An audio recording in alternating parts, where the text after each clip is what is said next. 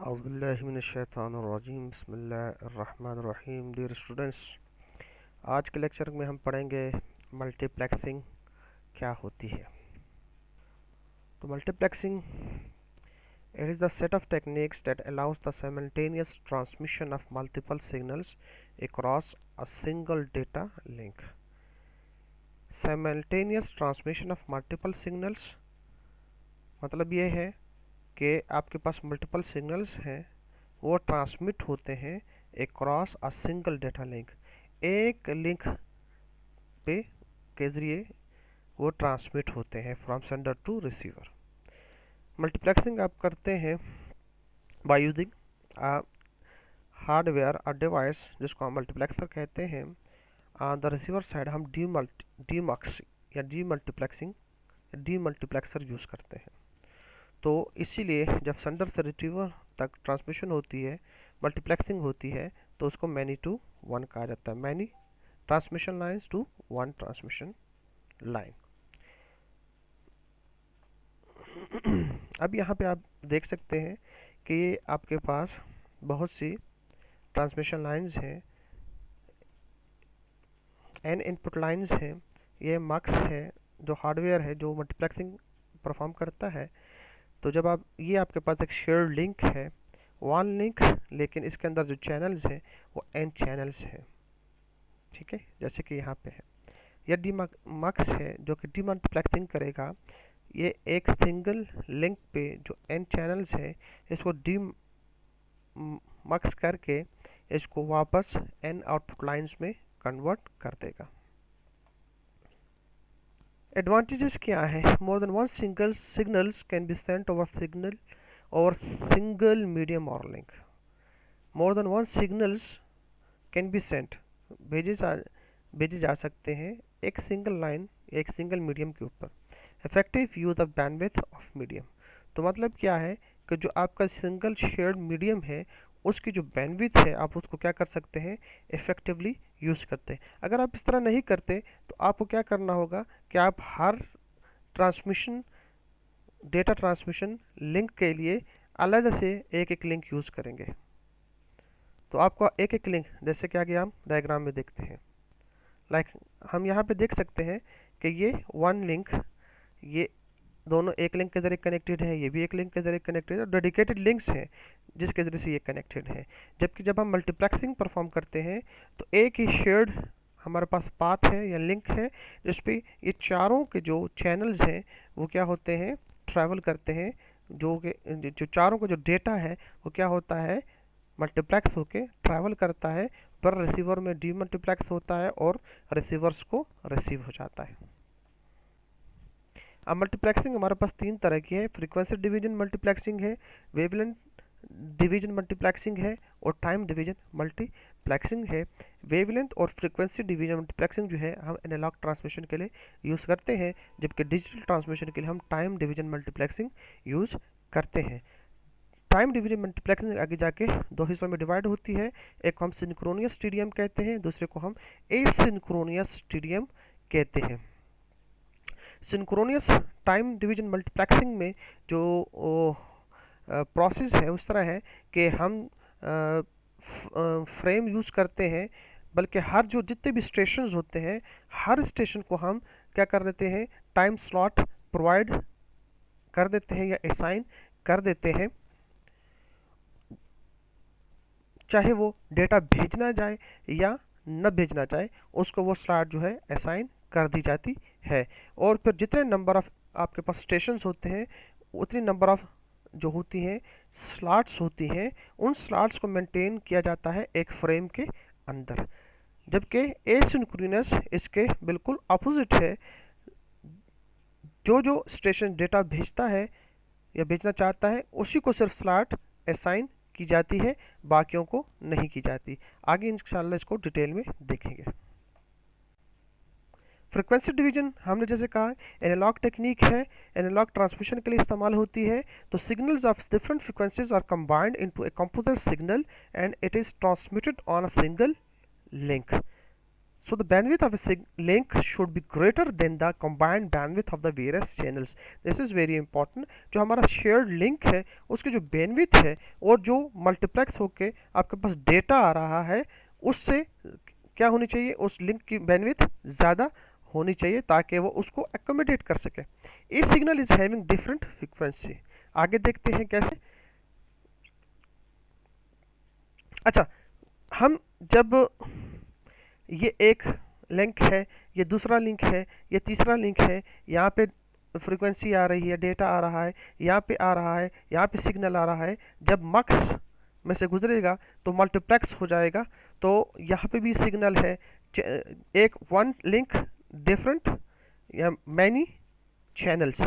तो चैनल्स हैं, 3 चैनल्स हैं, फिर डी मक्स है और फिर उसके बाद आपके पास इस तरह आउटपुट 3 चैनल्स आ जाएंगे. तो जब एक लिंक में 3 फ्रीक्वेंसी ट्रेवल करेंगी तो तीनों फ्रीक्वेंसीज को आपस में इंटरफेरेंस से बचाने के लिए हम क्या यूज़ करते हैं, हम गार्ड बैंड को यूज़ करते हैं. मतलब 2 लिंक्स के दरमियान या 2 चैनल्स के दरमियान या इन 2 चैनल्स के दरमियान फिर इन दोनों चैनल्स के दरमियान ओवरलैपिंग न होने के लिए हम गार्ड बैंड यूज करते हैं. Channels are separated by the strips of unused bandwidth called guard bands.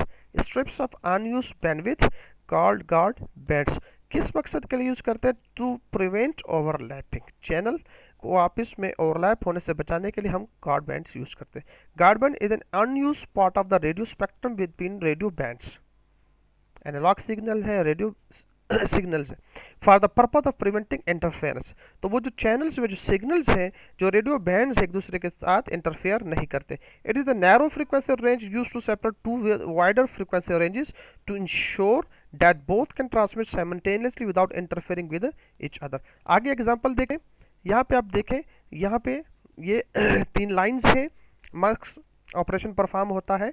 तो ये एक 1 लिंक लेकिन चैनल 3 है, लेकिन तीनों चैनल के दरमियान गार्ड बैंड मौजूद है. ये नैरो बैंड है, ये वाइडर बैंड है. तो ये नैरो बैंड हम यूज किस लिए कर रहे हैं? ये चैनल 1 चैनल 2 आप इसमें इंटरफेयर ना कर सके या ओवरलैपिंग इन दोनों के दरमियान परफॉर्म ना हो. इस तरह इन दोनों के दरमियान ओवरलैपिंग परफॉर्म ना हो, इसीलिए ये सिग्नल जो है रिसीवर तक डीमक्स होकर पहुंच जाए. एप्लीकेशंस ऑफ एफडीएम क्या है? एफएम में यूज़ होता है, एएम में यूज़ होता है. Am frequency 530 to 1700 kilohertz use करता है. इसी तरह एएम की जो एफएम की जो फ्रीक्वेंसी है 88 to 108 मेगाहर्ट्ज़ है. FDM is used in television broadcasting में. First generation cellular telephone also uses frequency division multiplexing. इसके अलावा अब देखें ये जो टाइम डिवीजन में फ्रीक्वेंसी डिवीजन मल्टीप्लेक्सिंग कैसे काम करती है. ये हमारे पास 3 लिंक्स हैं, F1, F2, F3. ये 3 हमारे पास फ्रीक्वेंसीज हैं. अब ये हमारे पास इस फॉर्म में देख सकते हैं आप. जब इसको हम मक्स में, ये हमारा मल्टीप्लेक्सर है बेसिकली, जब इसके ऊपर मल्टीप्लेक्सिंग का अमल परफॉर्म होता है तो ये एक सिंगल लाइन में it will be shown like this diagrammatically. On the other side receiver पे जो डीमल्टीप्लेक्सर है वो क्या करता है? इसको रिसीव करेगा सिग्नल को और फिर करेगा फिल्टर करेगा और तीनों को अलग अलग फिल्टर करके उसके बाद आपके पास ये आउटपुट दे देगा. अच्छा, इसको फ्रीक्वेंसी डोमेन में अगर आप देखें तो ये आप देख सकते हैं, ये फ्रीक्वेंसी डोमेन में इसके ऊपर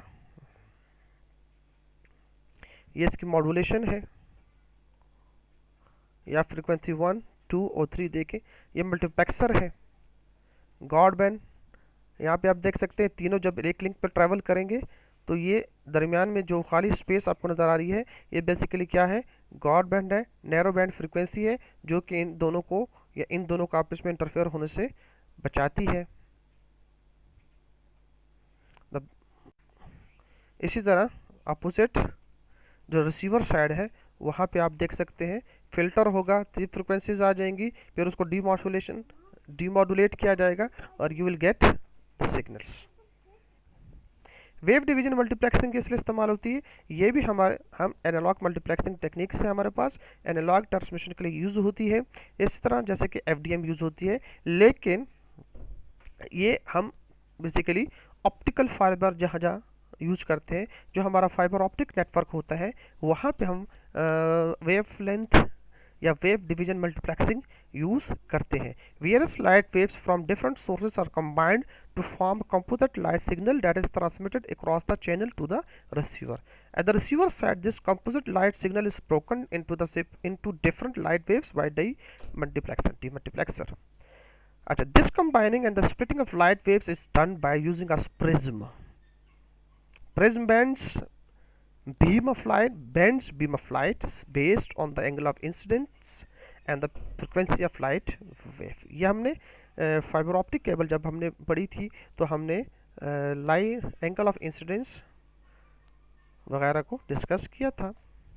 आप यहाँ पे देख सकते हैं ये मल्टीप्लेक्सर है, ये डी मल्टीप्लेक्सर है, ये तीन ये लाइट वेव्स हैं, मल्टीप्लेक्सर से आती हैं, ऐसे ट्रैवल करती हैं एक लिंक के ऊपर. यहाँ पे डीमैक्स होता है और यहाँ पे रिसीव होता है. टाइम डिवीजन मल्टीप्लेक्सिंग क्या है? It is a digital multiplexing technique. Digital transmission के लिए हम इसको यूज़ करते हैं. चैनल या link is not divided on the basis of frequency but on the basis of time. हम लिंक या चैनल को on the basis of time divide करते हैं. Total time available in the channel is divided between several users. वो जो time है जो channel का, वो मुख्तलिफ या जो यूज़र्स हैं उसमें डिवाइड किया जाता है. मतलब जो digital transmission on the basis of time होती है. Each user is allotted a particular time interval called time slot or slice. जैसे कि हमने शुरू में डिस्कस किया, in TDM the data rate capacity of the transmission medium should be greater than the data rate required by sending of receiving devices. अब यहाँ पे आप देखें, ये 1 2 3 4 आपके पास चैनल्स हैं और ये आपके पास 4 सेंडर्स हैं, ये 4 रिसीवर्स हैं. या आप उसी तरह जिस तरह फ्रीक्वेंसी डिवीजन मल्टीप्लेक्सिंग देखा था, उसी तरह ये टीडीएम है. इसको हम और एलिबोरेट करते हैं. 2 तरह की इसमें ट्रांसमिशन, सिंक्रोनस टीडीएम है और एक एसिंक्रोनस टीडीएम. अब सिंक्रोनस टीडीएम क्या है? Each device is given same time slot to transmit the data over the link. हर डिवाइस को आपने सेम टाइम स्लॉट देनी है डेटा को ट्रांसमिट करने के लिए लिंक पर. Whether the device has the any data to transmit or. अब डिवाइस डेटा सेंड करती है या नहीं करती, या सेंड करने के लिए डेटा उसके पास है ये नहीं है, उसको आपने टाइम स्लॉट जो है असाइन कर देनी है. Each device places it's data on the link when it's time slot arrives. जब भी वो टाइम स्लॉट उस डिवाइस के पास जाती है, पहुंचती है, तो वो उस पर अपना डेटा प्लेस करेगी. अगर नहीं है डेटा प्लेस करने का, वो प्लेस नहीं करेगी. Each device is given the position of line turn by time. इसको आप समझ रहे होंगे कि हर डिवाइस को मौका दिया जाता है कि अपने डेटा को प्लेस कर सके. If any device doesn't have data to send then its time slot remains empty. Time slots are organised into frames. Time slot कहाँ पे ऑर्गेनाइज की जाती है? फ्रेम्स में. And each frame consist of 1 और मोर टाइम स्लॉट्स. तो हर frame में कितनी होंगी?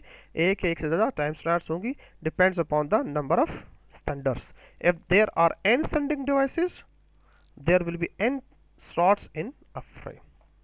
इसे यहाँ पे आप देखें 5 इनपुट डिवाइसेस हैं या 5 सेंडर्स हैं आपके पास. ये जो फ्रेम ट्रेवल कर रहा है एक मल्टीप्लेक्सिंग के बाद शेयर्ड लिंक पर, 1 2 3 4 5 इस पे आप टाइम स्लॉट्स दिख रहे हैं. नंबर ऑफ इनपुट्स 5 है, number of slots in each frame क्या है? 5 है. हर फ्रेम में आप देख सकते हैं 5 स्लॉट्स है. अच्छा, मल्टीप्लेक्सिंग प्रोसेस इन एसटीडीएम कैसे होता है हमने पहले भी देख लिया. In STDM every device is given opportunity to transmit a specific amount of data on to the link. हमने देखा है, समझा इसको. Each device gets in turn in fix order. Fixed order में अपनी बारी का इंतजार करती है.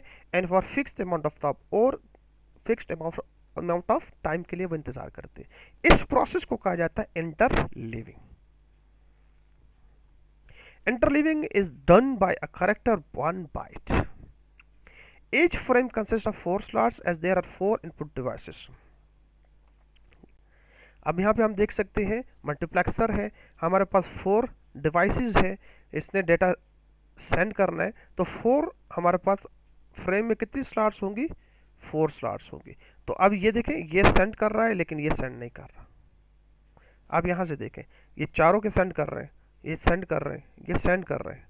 तो क्या है, ए ए ए ए ए ए ए ए ए ए ए 5 टाइम्स ए है। अब इसने बी बी बी है, बी बी बी 3 टाइम इसने सेंड कर लिया, ठीक है। इस तरह सी सी 4 सीज है, 1 2 3 4। अब इसके पास नहीं है डेटा सेंड करने के लिए, ठीक है, इन दोनों के पास नहीं है, ना बी है और ना सी है। इस तरह ये आपके पास डी डी आपके पास 1 2 3 4 5 टाइम ये आ गया। तो आगे देखें डीमल्टीप्लेक्सर कैसे काम करेगा। ये इसको इस तरह रिसीव करेगा और इस तरह हमारे पास ये डेटा रिसीव हो जाएगा। ये आपको सिंक्रोनाइजेशन का बता रहा है।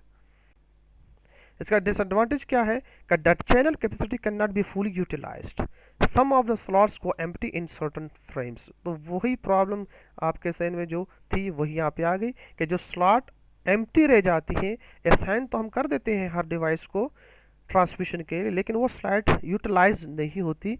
ये इसका सबसे बड़ा क्या है, डिसएडवांटेज है। तो एसिंक्रोनस क्या करते हैं, हम इसमें सिंक्रोनस के अपोजिट चलते हैं। हम पहले से ही स्लॉट्स जो है असाइन नहीं करते, हम क्या करते हैं, slots are not fixed, slots are flexible. इसमें क्या है, स्लॉट्स पहले से असाइन नहीं की जाती और स्लॉट्स की होती है flexible. Total speed of the input lines can be greater than the capacity of the path.